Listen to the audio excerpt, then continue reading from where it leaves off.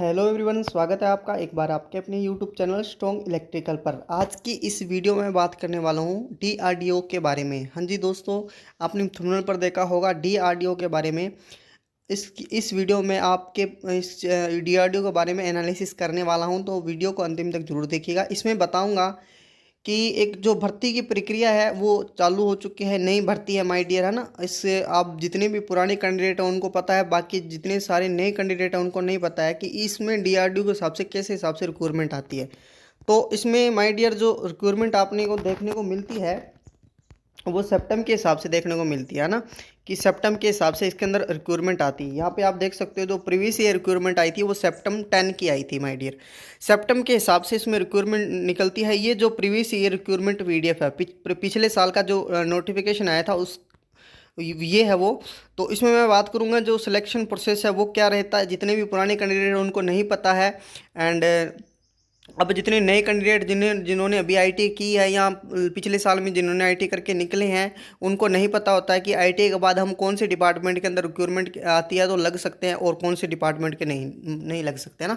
नई भर्ती जितने भी पुराने कैंडिडेट हमारे साथ जुड़े उनको मैं बता देना चाहता हूँ, नई भर्ती की जो सिलेक्शन प्रोसेस है वो चालू हो चुकी है माय डियर। आपको जैसा आपको मैंने पहले भी बताया, सितंबर 8, 9, 10 के अंदर मेरे तीनों दोस्त लगे हुए हैं। उनके हिसाब से मैं जानकारी एक साझा आपके साथ करने वाला हूं, तो बने रहिएगा वीडियो के अंदर। आप कंप्लीट एनालिसिस मैं आपके साथ करूंगा।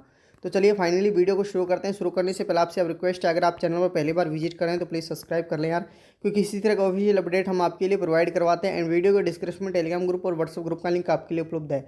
हर टॉपिक के लिए वीडियो बनाना संभव नहीं होता। जब भी किसी का एग्जाम होता है या किसी का एडमिट कार्ड आता है, आंसर की आती है, सबसे पहले मेरे व्हाट्सएप ग्रुप में, फिर टेलीग्राम ग्रुप में, फिर आपके लिए अगर टाइम रहता है तो वीडियो बढ़ा दी जाती है। अब टाइम का थोड़ा इशू चल रहा है, इसीलिए video up to time to time नहीं आ रही है। आपको भी पता है कि हम अपने चैनल पर लगभग एक मंथ का टाइम हो चुका है कि चैनल पर ज़्यादातर वीडियो नहीं आ रही है ना। तो चलिए फाइनली शुरू करते हैं इस वीडियो को। देखो माय डियर, इसके अंदर देखो रिक्रूटमेंट सितंबर 10 की जो रिक्रूटमेंट आई थी ना, भर्ती की जो प्रक्रिया है वो पूरी दमदार पे है अब।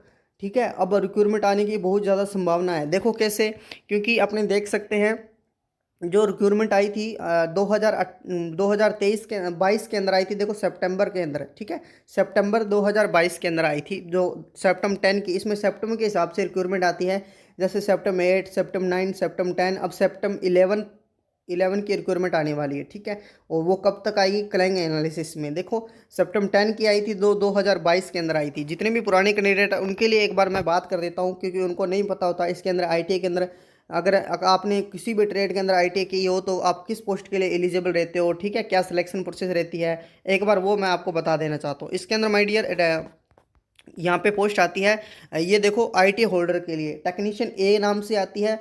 ग्रुप सी में रखा जाता है, non graduate and non material post होती है, टेक्नीशियन ए बोला जाता है सिंपली। ठीक है, टेक्नीशियन ए। इसमें देखो माय डियर टेक्नीशियन ए, यहाँ पे आप देख सकते हो discipline of vacancy of the technician A. इसमें देखो टेक्नीशियन ए 2022 की है ना ये। हाँ, इसके अंदर देखो हर ट्रेड वाला लगभग लगभग एलिजिबल रहता है, जैसे फिटर ट्रेड, इलेक्ट्रॉनिक्स। अपने जितने भी कैंडिडेट वो इलेक्ट्रॉनिक्स से ज़्यादा जुड़े होते हैं, तो इसमें कुछ नहीं एक्सपीरियंस मांगता, बस 10वीं और आईटीआई मांगता है। ऐसे जैसे भाभा ऑटोमी के रिसर्च सेंटर कर लेता है नहीं कि आपके 10वीं के अंदर भाभा ऑटोमी BARC के अंदर भी रिक्वायरमेंट आती है, जिसके अंदर 10वीं के अंदर 60% मांगते हैं। ठीक है, फर्स्ट डिवीजन आपकी होनी चाहिए 10वीं के अंदर, बट इसमें ऐसा कुछ नहीं है। भाभा ऑटोमिक रिसर्च सेंटर के अंदर ऐसा होता है, इसमें सिंपल सी 10वीं क्वालिफिकेशन, 10वीं पास होना चाहिए और आपने आईटी की होनी चाहिए किसी भी ट्रेड के अंदर। देखो ग्राइंडर के अंदर, मशीनिस्ट के अंदर, ये सारी ट्रेडें इसके अंदर एलिजिबल रहती है। कारपेंटर, फोटोग्राफर, वेल्डर लगभग सभी सीटों को ये मौका देते हैं। ऑटोमोबाइल है ना, तो लगभग एक दो सीट है जो निकलती है इसके अंदर। पिछली बार रिक्रूटमेंट की मैं बात करूं तो लगभग टोटल की 826 पोस्टों पे रिक्रूटमेंट जारी हुआ था। यहाँ पे आप देख सकते हो टोटल 826 पोस्टों पे रिक्रूटमेंट जारी हुआ था लगभग, है ना।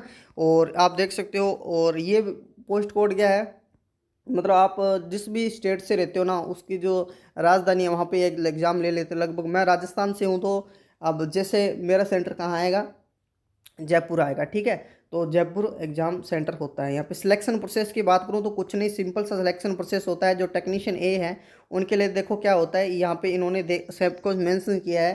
पहले सीबीटी एग्जाम होता है और उसके बाद स्किल टेस्ट क्या होता है, स्किल टेस्ट होता है माय डियर। अब देखो स्किल टेस्ट क्या हो, जिन्होंने नहीं पता, स्किल टेस्ट एक ऐसा वाइवा होता है या प्रैक्टिकल होता है जो एक एग्जाम के बाद लिया जाता है, जिससे आपको आईटीआई के अंदर प्रैक्टिकल करवाए गए थे, ठीक है। थ्योरी करवाई थी, फिर उसके बाद प्रैक्टिकल प्रैक्टिकल करवाया जाता है। इसके अंदर भी कंपटीशन के अंदर भी जो आपको केवल पास करना होता है, इसके नंबर नहीं जुड़ते आपके एग्जाम के अंदर, है ना। देखो सिलेक्शन इसमें दो पार्ट होते हैं। जो आपका एग्जाम होता है ना, जो फर्स्ट स्टेज आपकी एग्जाम होती है, इसमें दो स्टेज होते हैं, स्टेज 1 और स्टेज 2, ठीक है। स्टेज 2 में जो आपके हैं वो ट्रेड ट्रेड से रिलेटेड पर्सन पूछे जाते हैं, एंड और आपकी टेक्नीशियन जो है, जो सिलेक्शन ए है, इसका क्राइटेरिया ए और बी की बात करूं तो बी में आपका ओनली ट्रेड आएगा। ए में आपकी जितनी नॉन टेक है, जैसे जनरल एप्टीट्यूड है, रीजनिंग एबिलिटी है, जनरल अवेयरनेस है, इंग्लिश बेसिक इंग्लिश, ये सभी बेसिक चीज़ें पूछी जाती है ए के अंदर, है ना।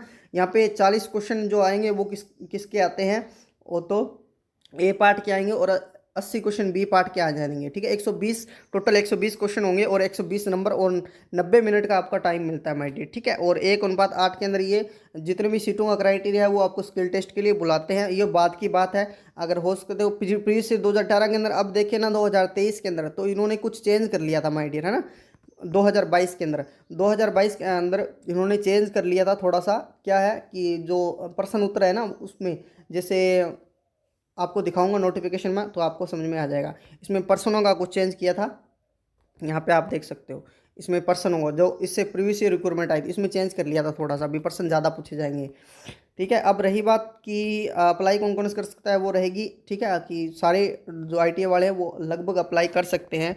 अब आपको देख सकते हो यहाँ पे आपका एक डाउट क्लियर होगा, जितने भी पुराने कैंडिडेट हैं उनको पता है कि ये कुछ इसमें सिलेक्शन प्रोसेस है। बाकी जब न्यू नोटिफिकेशन आएगा ना, तो मैं आपके लिए वीडियो बना दूंगा, आप चैनल पर अप टू डेट रहिएगा। देखो 23 सितंबर 2022 के अंदर रिक्रूटमेंट आती है सेप्टेम्बर 10 की, ठीक है। 23 सितंबर 2022। अब इससे प्रीवियस ईयर रिक्रूटमेंट है वो आपको मैं दिखाना चाहता हूँ माय डियर। ये है माय डियर, आप देख सकते हो सेप्टेम्बर 9 की, ठीक है। सेप्टेम्बर 9 की रिक्रूटमेंट देख सकते हो, एडवर्टाइज नंबर सेप्टेम्बर 9। इसकी रिक्रूटमेंट कब आती है तो आप देख सकते हो अगस्त के अंदर, ठीक है। 29 अगस्त के अंदर फॉर्म निकलते हैं 2008 के अंदर, क्लोज डेट, ठीक है। क्लोज डेट 29 अगस्त इसकी लास्ट डेट रहती है। अगस्त के अंदर आप मान सकते हैं मोटा मोटी कि अगस्त के अंदर रिक्रूटमेंट आती है, ठीक है। और वो कब आई थी माय डियर, तो सितंबर के अंदर आई थी। तो आप यहाँ से एक मोटा मोटा अंदाज़ा निकाल सकते हो कि सितंबर के अंदर, जो सितंबर का महीना है उसके 2023-22 के अंदर रिक्वायरमेंट आती है, और लगभग अब 2 साल 24 हो गया, लगभग 2 साल हो गया, इसमें अंदर कोई रिक्वायरमेंट देखने को नहीं मिली आईटी होल्डर की। हाँ, अप्रेंटिसशिप की जरूर निकली थी, लेकिन एक जो कॉन्ट्रैक्ट बेसिस थी, अप्रेंटिसशिप करवाते हैं डीआरडीओ वाले, लेकिन फिक्स जो परमानेंट नौकरी है वो इसके अंदर नहीं निकलती। वहीं 2018 की बात करूँ तो अगस्त के अंदर निकलती है। आप यहाँ से एक मोटा अंदाजा निकाल सकते हो कि अगस्त और सितंबर के अंदर ज़्यादा नोटिफिकेशन यहाँ पे नोटिफिकेशन निकलते हैं माय डियर, ठीक है। नोटिफिकेशन निकलते हैं किस महीने के अंदर, सितंबर और अगस्त के अंदर। तो जो मेरे रिक्रूटमेंट दोस्त लगे हुए हैं पिछली रिक्रूटमेंट के अंदर, उन्होंने मुझे पूछा तो माय डियर वो कह रहे हैं कि अब बस जो सिलेक्शन प्रोसेस है ना, जो भर्ती की नई प्रक्रिया वो बिल्कुल शुरू हो चुकी है। जल्द ही इसका नोटिफिकेशन आपको देखने को मिलेगा, अगस्त के अंदर भी निकल सकता है, ठीक है। सितंबर के अंदर, अक्टूबर के, इन 2-3 महीनों के अंदर रिक्रूटमेंट निकलने की बहुत ज़्यादा संभावना है। अब रही बात कई लोगों का कि इसके अंदर पोस्ट कितनी आती है अपने आई टी, तो पोस्ट बहुत बिल्कुल कम आती है, कहीं पर 108 आ जाती है। अब 826 दिखाई थी ना, 824, वो ओल्ड ट्रेड के लिए थी माय डियर, है ना। इसमें ट्रेड डिवाइड और ट्रेड के अंदर भी जो आपकी कैटेगरी है, जिस एससी कैटेगरी ओबीसी कैटेगरी वैसे डिवाइड होती है सीटें, तो सीटों का क्राइटेरिया बहुत कम होता है। लगभग इलेक्ट्रिशियन की मैं बात करूँ तो 150 या 130 140 200 के बीच करीबन इसकी सीटें आ सकती है। लगभग इससे ज़्यादा मेरे को नहीं लगता अनुमान की रिक्रूटमेंट आएगी। अच्छा, इसमें बात करूँ, हमेशा आपको बताया रखता हूँ कि डीआरडीओ जो डिपार्टमेंट है उसके अंदर माय डियर सितंबर 15 तक ये डिपार्टमेंट अपने कर को एक एनालिसिस करके बैठा है कि सितंबर 15 तक रिक्रूटमेंट आने की बहुत बहुत संभावना है। सितंबर 15 तक आएगी, फाइनल है। अब आएगी कब, अब देखो सितंबर 15 तक मतलब सितंबर 11 आने वाली है जल्द ही। इन्होंने क्या है, सीटों का क्राइटेरिया फुल फिलअप करके रख दिया है कि 15 तक हमें क्या में सितंबर 15 तक हमें का एम्प्लॉय की ज़रूरत पड़ेगी, ठीक है। तो 11 की रिक्रूटमेंट जल्दी ही आने वाली है, दो या 3 महीने के अंदर आपको रिक्रूटमेंट देखने को मिल जाएगी। तैयारी कंटिन्यू रखेगा माय डियर। जैसा कि आपको पता है कि अभी बीएसपीसीएल की तैयारी चली, बिहार स्टेट इलेक्ट्रिसिटी बोर्ड की, जो बीएसपीसीएल, ठीक है। इसके अंदर जो अभी रिक्रूटमेंट निकली हुई है और इसकी दमादार आप आई होप आप तैयारी कर रहे होंगे, तैयारी पर कंटिन्यू रखिएगा। इसका एग्जाम हो जाने के बाद आप तैयारी को नहीं छोड़ना है, तैयारी वही रखनी है क्योंकि सिलेबस सेम है। वही आप रीजनिंग में यहीं पढ़ोगे, वहीं आप डीआरडीओ की रीजनिंग पढ़ोगे डीआरडीओ के लिए, ठीक है। वहीं आप टेक्निकल वहाँ यहाँ पढ़ोगे, वहीं टेक्निकल आपको वहाँ की जरूरत होगी, ठीक है। इसको छोड़ते ही आप तैयारी कंटिन्यू कर लीजिएगा क्योंकि डीआरडीओ आपको देखने को मिलेगी। उसके बाद यूपीपीसीएल है, ठीक है, उस पर भी एक अलग से वीडियो आने वाला है। तो चैनल पर जुड़े रहिएगा, इसी ऐसी अपडेट पाने के लिए हमारे साथ आज ही चैनल को सब्सक्राइब कर लीजिएगा ताकि आने वाले अपडेट आपके पास सबसे पहले पहुंचते रहे। बीएसपीसीएल की तैयारी, ठीक है। और आप पीएसपीसीएल अगर पंजाब से हो तो बहुत बढ़िया है, ठीक है। और जैसे टेक्नीशियन की चल रही होगी आपकी, अभी तो 2-3 भर्तियां जो कंटिन्यू है। आज के लिए इतने, आई होप आपको जो सारे के सारे डाउट है वो क्लियर हो चुके होंगे। अब मिलते हैं नेक्स्ट वीडियो में। आपका यहाँ तक जुड़ने के लिए बहुत बहुत धन्यवाद।